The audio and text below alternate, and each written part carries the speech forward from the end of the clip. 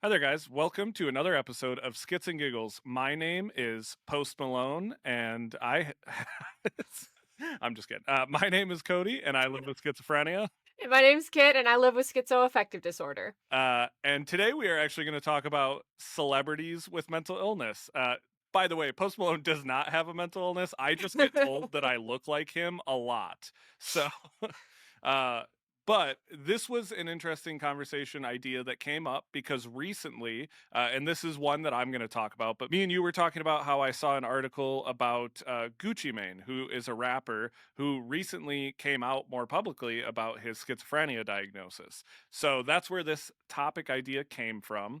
And so we're going to talk about a few different celebrities. I have a few people just from history, and some of which were diagnosed, some of which may not have been diagnosed, but there are modern psychiatrists who, looking back, may have diagnosed people. So I just thought this would be a really interesting conversation to kind of discuss the public image of mental illness, because a lot of the times what we see, especially with celebrities or people who are in the public eye, they try to hide mental illness. They don't want to disclose it because it is still very stigmatizing. So I wanted to start with you. Before you give me like any sort of list or anything, I just wanted to pick your brain on why you think this is an important conversation, and why it is necessary for us to talk about these celebrities and for them to share these experiences. I think it's important because it shows that even if you're successful, it doesn't mean you're not suffering. Yeah. And so it shows that there's kind of a human side to everything, because so often we see people only show the best versions of themselves in the public eye. And so having celebrities that are being open about their mental illness kind of bring a light to what a lot of us experience, and a lot of us try to sometimes suppress it because, oh, if celebrities don't show it, I shouldn't show it either. And so if they're showing it, then maybe it's a little bit more okay for the rest of us too, if that makes sense. Yeah. Well, and I mean, I think you'd agree with me on this too. In the last even 10 years, because I was diagnosed 10 years ago, and it was very hard to find anyone talking about schizophrenia or bipolar disorder, anything Mhm. like that.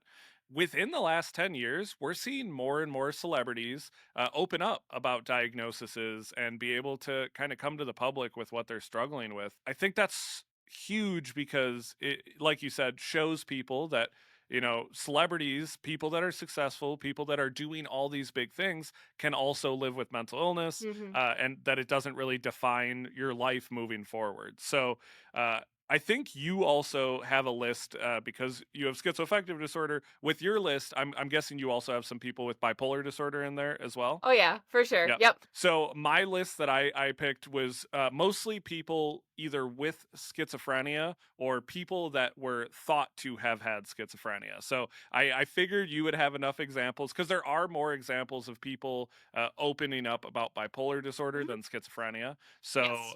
I'll let you go first with one of your examples, and then we'll go from there. We'll just kind of go back and forth, and we'll talk a little bit about each one, and why we think what they're sharing is important and might help people in our communities. My first one is actually one that is very comforting to me, and it's Carrie Fisher, who played Princess Leia in the Star Wars movies and has been a advocate for bipolar disorder for many years. One of the really cool things that she did that I really looked up to her about was that she had to undergo electroconvulsive therapy treatments, or ECT treatments, in order to treat her bipolar disorder.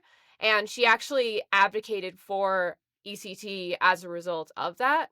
So it was pretty inspiring for me, someone who like when I first heard she was bipolar, I was diagnosed with bipolar disorder at the time. And so I kind of looked up to her as someone who like was able to achieve dreams and do amazing things with this illness. And so it was really inspiring to me. But having her talk about the stuff that's kind of scary to a lot of people, like ECT, was like super important. Yeah, I love Carrie Fisher's story. I think she was so open about it that, like, I think it, especially early on, made people uncomfortable. Like, I remember her bringing it up in interviews and stuff, and they didn't know how to address it or talk about it with her. And I think that, like, uncomfortability is kind of what pushes the boundaries of stigmatizing topics. And I think she did a really good job about kind of making it just seem normal. Like she was like, Mhm. hey, this is just literally a part of my life. Yeah, she wrote Um, books, if I'm not mistaken. I believe she wrote books about this stuff. yeah, I don't know if that's true or not, so I'm gonna believe you. I You feel don't like she sound wrote super books. sure. I feel like she wrote books. I'm trying to remember, but I can't. Oh my god. I believe Yeah. you 100%. But yeah, no, I think she was a great example of someone who very well known, very famous, who used her fame to kind of talk about issues that weren't always comfortable. So the first one I'm going to talk about, because it is very recent news, is Gucci Mane. So Gucci Mane is a rapper who very recently on a talk show opened up about his schizophrenia diagnosis. He was there with his girlfriend or wife, I don't remember, and they were talking about it very openly. She was talking about how she helps him with it, and she kind of has to, be a caregiver at times and help him manage it. And it was a really interesting conversation, but it also for me just hit home because it was so hard when when we were talking about this episode. It was so hard to find examples of people in modern society living openly in the public eye with schizophrenia. Mhm. I have some examples further in the episode that are people who went through psychotic breaks or lost the public image they had because of schizophrenia. But this is one of the first examples I can think of someone who, he's still doing music, he's still in the public eye, and he's managed it pretty well up until this point, it sounds like. And so, with the help of the people around him, it was really inspiring to hear that, we have a person out there who's living a very full and fulfilling life, pursuing his dream, pursuing a creative art while living with schizophrenia. So that was my first example. And I loved that I got to use this because there is not a more recent example that I could ever wish to have. So I wanted to give that shout out because that is huge. And I think that is also an audience that I think needs to hear it because one of the things I hear a lot when I travel and I talk to people in different areas, a lot of the times, and I think we'll bring on a guest to talk about this better because I can only talk so much about this, but a lot of the times I've heard that it can be really hard to talk about schizophrenia and psychosis in Black communities because culturally there's more pushback about mental health and stuff. So we will for sure do an episode with someone who can actually talk more on that. But I think him being able to talk on that as a celebrity with a huge audience will be huge for the schizophrenia community. So, what is your next example of someone who might have been a celebrity or someone in the public eye who has a mental illness? So my next person is actually someone who is also diagnosed with bipolar disorder, and it's Demi Lovato. Oh, So yeah. singer, Disney star, all that stuff. A long time ago, years ago now, I don't necessarily have like the exact number of years off the top of my head, but years ago, I heard that she had engaged in self-injury and had some episodes of that, and she'd gotten a tattoo to like cover her scars and was open about it and whatnot. And so I was struggling with that at the time as well. And so seeing her be open about it and having someone in the public eye that does those things and is able to overcome it was a really big moment for me growing up and really struggling with those things. And while it took me many years for myself to quit, the fact that she did and moved on from it is really cool to me. And the fact that she was diagnosed with bipolar disorder just made her even more relatable. And so I thought that was pretty cool. So yeah, Yeah. so Disney star Demi Lovato diagnosed with bipolar disorder and struggle with self-injury. So That's a really good example. Once again, it's one of those people that like you hear it and like you know who she is, and mhm. also like I am a '90s kid, so like Yeah. growing up as a Oh '90s yeah. kid, she was on everything like She Disney was, Channel, she like was, so yeah. it's so cool to see someone who's like not that much of an age difference who kind of came into she's a millennial, she's been someone we've all seen so many times growing up. To hear her talking about that is awesome, so cool. And once again, like I said with Carrie Fisher, she does it very unapologetically. She just talks about it and it's not a stigmatized thing, it's just let's have these conversations. Yeah, I always liked that about her when it came to her mental illness and her struggles and stuff like Yeah. it. It was always just like if she could be open about it, maybe I could too, that kind of thing. Yeah. So, yeah. So what was your next person? So celebrity or historical figure. So my next person that I have an example of is actually someone who unfortunately recently passed away. So in 2013, Aaron Carter passed away. So for anyone who doesn't know Aaron Carter, he's a pop star. He was a rapper, and he actually dealt with schizophrenia and DID. So Mm. he was someone living with multiple diagnoses. He also talked about dealing with depression, anxiety, things like that. He unfortunately had a lot of struggles, and especially in his later years, it seemed like he continued to struggle. And he is someone who it was very public what he was going through. And although he didn't get a chance to deal with it to the fullest extent, at the end of his life, he did talk a lot about it. He did interviews talking about being diagnosed with schizophrenia and, at the time, multiple personality disorder, which is now been updated to a diagnosis of DID, and many other just daily mental health struggles. And so although unfortunately, I think he could have still gotten more help and more assistance. He was very open about it. And sometimes I think we see mental illness only in the ways that it's being treated well and it's successful and people are living full lives with it. He was an example of someone who, he probably didn't deal with it to the fullest extent, and unfortunately, uh, it was very evident of that when he would do interviews or do events. And so I do think it's important that we see people with the diagnosis who are aware of it. They're really trying to get the help and they're still not getting everything they need. I Mhm. do think that's important for different reasons, obviously, but it is important to see, uh, you know, how this mental illness can affect people if not getting the fullest extent of the treatment they need. And so, what is your next example of someone living with a mental illness? So my next one is another singer, who goes by the name of Halsey, and Halsey is someone who is also diagnosed with bipolar disorder. You're seeing a pattern, and she her music reflects it in a lot of ways, and she basically views mania as something that is incredibly harmful, but it's where she makes her best art. And I really identified with that because creativity for me is really high in my own states and whatnot, but she just knew that it would wreck her life, but she was making her art at that point. So there was this dichotomy that she struggles with.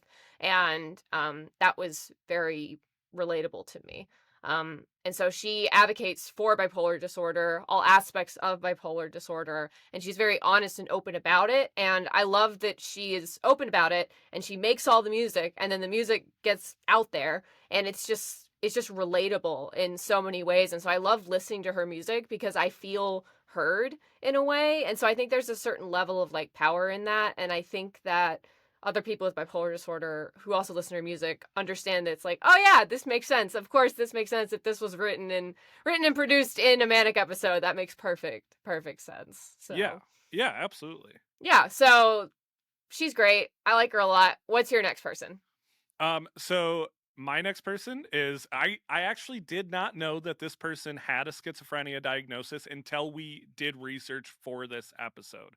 So my next person is Darrell Hammond. He's someone who is an actor. He's been on Saturday Night Live. He's been in a bunch of comedy movies.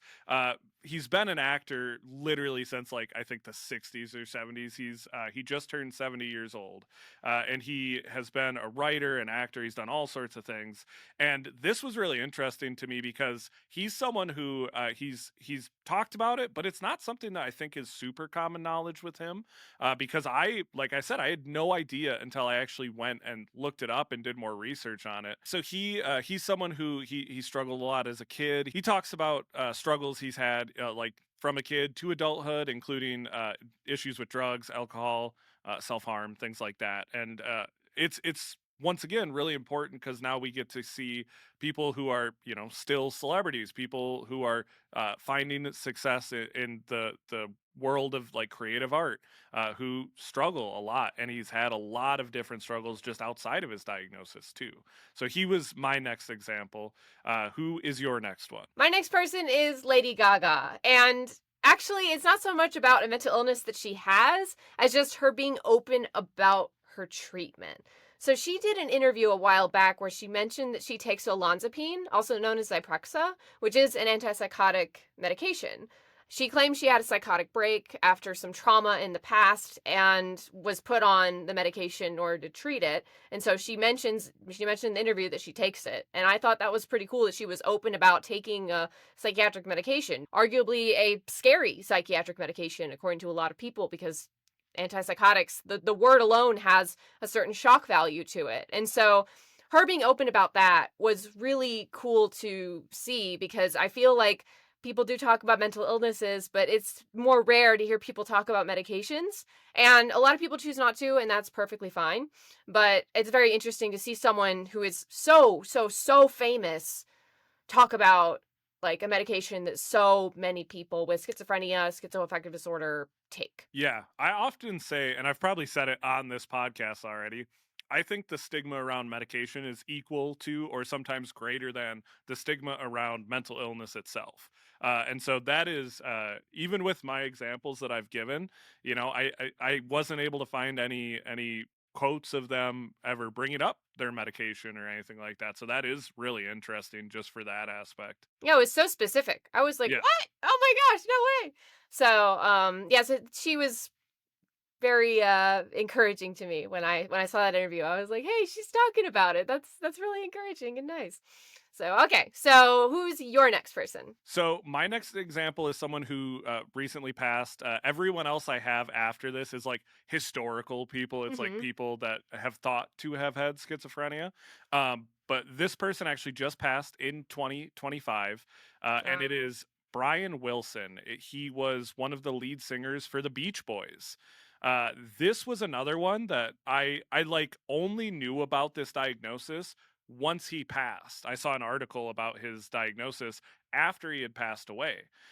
So he actually did not have schizophrenia. He had schizoaffective disorder. What? Yeah, and so he did talk about this. He talked about like specifically the schizophrenia symptoms that overlapped with the mood disorder symptoms. So it seems like from what I could find, he talked more about how the mood disorder symptoms affected his life, and he very openly discussed how medication and therapy helped him manage his mental illness and live a productive life. That's a quote from him. So I loved that. That was such a good example. I wish I had known that so I could have learned more about that before he had passed. But this was a person who he recently passed. I read about this and I thought this was a really good example. And like I said, all of the examples I have after this are more historic examples. So do you have any more modern examples, or I know you also have some more historic examples as well? No, I don't have any more modern ones. I just have one historical one. So, All right. yeah. Are we ready? Are we gonna say Yeah. it? Are we gonna say it? Oh All wait. right, I'll say it. What? Okay. Oh, oh, who is it? It's Vincent Van Gogh. I knew that one was coming. I figured it was coming. So Van Gogh was like, growing up, I heard that he might have had bipolar disorder. I heard that he might have had depression, but the latest version of it is one that makes me feel less alone. It's that they believe he had the bipolar type of schizoaffective disorder. Yeah. And I was like, that makes a lot of sense. And so, as someone who actually has an art history minor, I studied Van Gogh's art in college. That was one of my big projects that I did. And one thing I always noticed about his art, the impressionism that he did, was it seemed they never really figured out what was up with his art style. They thought maybe, does he need glasses? Was it nearsightedness? And that was debunked. And there were a few other things as well. But I do believe that his hallucinations and whatnot played into his art and his art style, because to me the viewpoint of how all the impressionism worked with him was very similar to how a lot of people experience visual hallucinations. Like, they look at things and then things swirl around, and so some people believe that his hallucinations were the reason why he had his art style the way it was. Yeah. But I also identified with some of his other stuff. Like, he would paint the same thing over and over again, trying to get it perfect and right. Like, I think he painted the same pot of dying sunflowers over and over and over again because he just wanted to get it right. And he never really felt like his art was good, not at all. He would often scrape off the paint and then paint over it again. And his brother would often take his art pieces, like home, and Van Gogh would say, "Destroy them, I don't want them," and his brother would hang on to him. That's actually how we have a lot of his art now. But it was very interesting to me because he spent the latter part of his life essentially in this insane asylum on in France, Yeah. and with beautiful views out the window of the cypress trees and the sky. I mean, a gorgeous, gorgeous environment. I One day I would love to go to where he was at. I've been to France, but I didn't go to that part of France. But it was kind of nice to learn that he had something similar to what I was experiencing growing up, and then to find out he had the exact same disorder I do was like, I don't know, kind of, it was kind of nice to hear that someone who I really looked up to and studied had the same struggles that I did. And so the last thing I'll say on the topic of Vincent is that the whole ear thing, I just want to debunk the fact he did not chop off his whole ear. He just nicked it. Oh, really? Yeah, I it was didn't not know like a that. full on chop off. It was just like it was like he nicked part of it. Yeah. Oh, So okay. yeah, Yeah, see, I believed the lie that he just took it all off. nah. But I mean, like, it's like that's the type of thing where it's like, I don't know, having someone who's like had a psychotic break and has done things that are Yeah, not characteristic. I'm like, oh, it makes perfect sense that he would go after his ear for some reason. Like, that yeah, seems totally within the realm of possibility for someone with a severe mental illness. So, yeah, but absolutely. I just don't like that he would had to go through all that with no medication. That's the sad thing Yeah, about all these historical examples, is just like they didn't have the modern medication that you and I have. So, yeah. yeah, that's fun. So who's your first historical person? So, this one I found really interesting. So, Edward Einstein, which is Albert Einstein's youngest son, was actually diagnosed with schizophrenia at the age of 20. So this is one that I knew about. I had never looked into it a ton.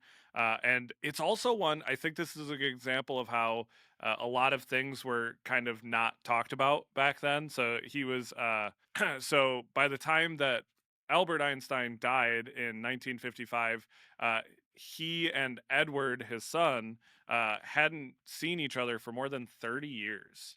Oh wow, So that's I a long think, time.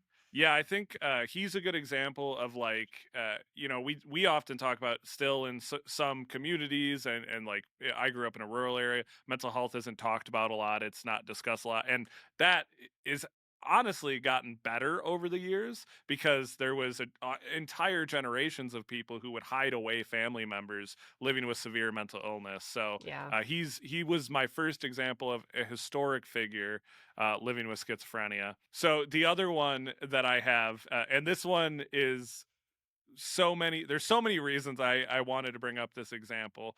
Um, Lionel Aldridge, who I'm guessing, have you heard of Lionel Aldridge? I have not, no. Okay, he's a football player, so I was guessing that you Oh, probably okay. hadn't. So, No, no. Lionel Aldridge, he had a football career in like the 1960s, and he made it into the Green Bay Packers Hall of Fame. Shout out to my fellow Wisconsinites and Green Bay Packer fans. Cool. But he, in his 30s, became paranoid, and he was actually diagnosed with schizophrenia. And later in life, so he, because of his symptoms, ended up becoming homeless for a while. He was able to start medication and regain control. And then he talked about his condition for many years before he passed away in 1998. So keep in mind, he was talking about this before the 2000s. That is a crazy time to be open about a schizophrenia Mhm. diagnosis and be talking about it. So he was someone who I've actually, when I was in high school, I did a book report on Lionel Aldridge because I found this really interesting. At this time, I was, a caregiver. I had not experienced schizophrenia, but I was a caregiver for my mom with schizophrenia. So I did find this story really interesting. And being a Wisconsinite, obviously that really hit home for me. And so he's someone that developed schizophrenia later in life, and he went through so many struggles and then ended up getting stable because of medication and treatment. And that, like you've talked about with like some of your examples, being able to really identify with Mhm. their journey, this is one that hit home for me because I was fairly functional kid my whole life, and then 18 years old, I had a psychotic break, and it wasn't until I started medication again that I was able to kind of jump back into my life. So that to me was such a incredible story, and I wanted to highlight that one. I do have a few honorable mentions, right? So Okay, of okay. course we have to acknowledge John Nash Jr., who was the person that A Beautiful Mind was based on. Mhm. I have yet to see the movie, which What? always I know, I Oh know. my gosh. We need to watch it and then talk about it. Yes, that's what we're gonna do. I actually think we should do like a live reaction video to it. Oh, that'd be good. That's been my plan forever. But people always ask me if I've seen A Beautiful Mind, and I have not. But he is, of course, an honorable mention. So the other honorable mention I had is Ellen Sachs, who is a American legal scholar and currently a professor of law, psychology, and psychiatry. And she is currently the professor of law, psychology, and psychiatry, and the behavioral sciences at the University of Southern California. So she is an expert in mental health law, and she actually lives with schizophrenia.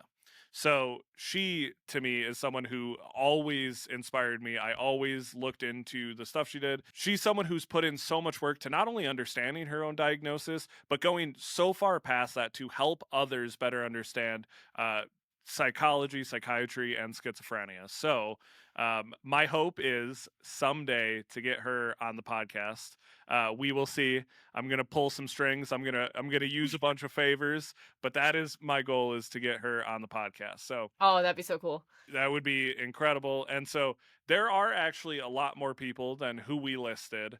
Mhm. And the reason I want to acknowledge that is we could probably do a whole nother episode about people living with schizophrenia, bipolar, or schizoaffective disorder, and people that are well known and famous and in the public eye. And that to me is so inspiring. And I think the reason I became an advocate was because I really appreciated knowing that there were people out there who were living regular lives. And so to see someone famous, we talked about Demi Lovato, we talked about musicians and actors and football players. Like, there are people in all walks of life living with mental illness, both well known and living in small rural communities who only have a few friends. Like, I just want people to recognize that it doesn't matter who you are, mental illness affects everyone. And to me, I needed to hear that early on in my diagnosis, so I didn't feel bad about struggling, like I was lesser than, or like I was never going to amount to anything because of a schizophrenia diagnosis. So,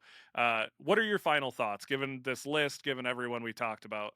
I think it's important to say that this stuff has affected people throughout history, Yeah, and that while it is very in the public eye now relative to the past, there are many people that went through history undiagnosed, like not helped in any way, and those people are kind of lost to time in a lot of ways. And so now we know more modern people that have these diagnoses, but it's been going on for millennia. yeah, And I think that's really important to say. So yeah, but it's nice that people nowadays are talking about it. Like I love talking about it. yeah. But yeah, it's just kind of it's like when I was doing all the research on Van Gogh and everything, it was like how many other people out there had schizoaffective disorder and were just stuck without help. Yeah, so that's what I think about when I think about this type of thing. I actually, because you just mentioned, like, historical people being, stuck without help. There was one more example. When I was doing all my research, this is debated. Okay, okay. This is not obviously confirmed in any way.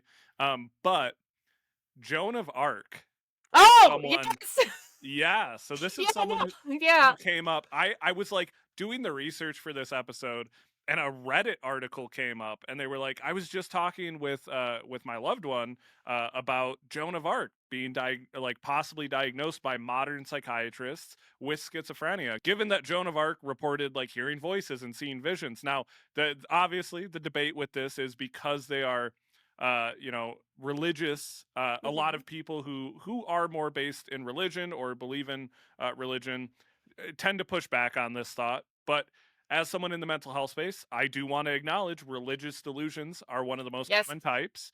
So And we'll do an episode on that in the future. We've talked about this, but this might be a topic that I need to do without Kit or with Kit, depending on level of comfortability. But this is something that is really common, and I found the whole article really, really interesting because that, like, a lot of people now look at Joan of Arc as someone who, didn't have any sort of access to obviously medication, Yeah, treatment, yeah. anything like that, given the time she was in. So that was just a quick one I thought of right when we were finishing up here. But once again, this is incredibly important just to acknowledge not only people in the public who are talking about this, but looking at some of our historical examples we gave. It also, I think, highlights the importance of where modern medicine and treatment has brought us and how much easier it is for people to now live full and functional lives because of those things. Yeah, it's actually amazing that the difference that medication and treatment has made for so many people. And so these things that were previously really, really, really bad are now still bad, but treated. Yeah, absolutely. So, uh, thank you guys so much for hanging out, listening to this episode. We were both really excited about this because there's always, I think, more and more examples of people living with serious mental illness and living successfully with it. And as time moves forward, I think I almost guarantee in the next 3 to 5 years, we're going to see a lot more of this in celebrities and people that are finally willing to come out and talk about it, especially as we see Gen Z and Gen Alpha become older because their generations have been raised understanding that it's okay to talk about mental health, which is something that, Gen X or millennials, we were just kind of getting started with it. Now we're seeing it a lot in the younger generation. So I think as we see some of those people step into, roles as celebrities, musicians, things like that, we're going to hear these conversations a lot more. And they're important conversations to have. Absolutely. So, um, Kit, where can everyone find us? Where can they follow us? Where can they send us suggestions or tell us about other celebrities that we might not have mentioned in this episode? If you have any suggestions, topic ideas, guest ideas, everything Cody said, send it to us on Instagram and TikTok. We are at Schiz and Giggles. That is skits like schizophrenia and all spelled out, and giggles like, well, giggles. And while you're at it, if you haven't already, like, rate the show, comment, do all the stuff. We really appreciate it. And quick shout out because we were just talking about ratings and everything. Shout out to everyone who has given us 5 stars. We are still a 5-star show on Spotify. So Yes, let's thank you go. guys so much. And Kit, before we go, any final words for the people? Of course. Guys, remember, the brain is a minefield, and we brought flip flops.